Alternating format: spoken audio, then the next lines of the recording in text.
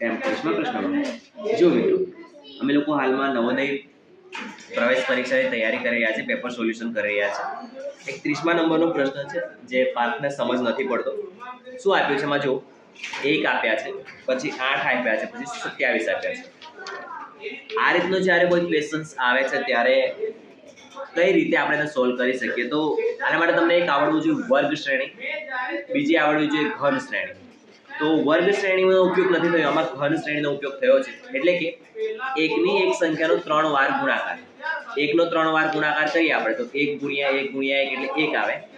2 નો 3 વાર ગુણાકાર કરો 2 ગુણ્યા 2 ગુણ્યા 2 કરો તો 8 આવે। 3 નો 3 વાર ગુણાકાર કરો તમે 3 ગુણ્યા 3 ગુણ્યા 3 તો 27 આવે। તો આ 1 નો ઘન છે, આ 2 નો ઘન છે, આ 3 નો ઘન છે, તો હવે 4 નો ઘન આવશે।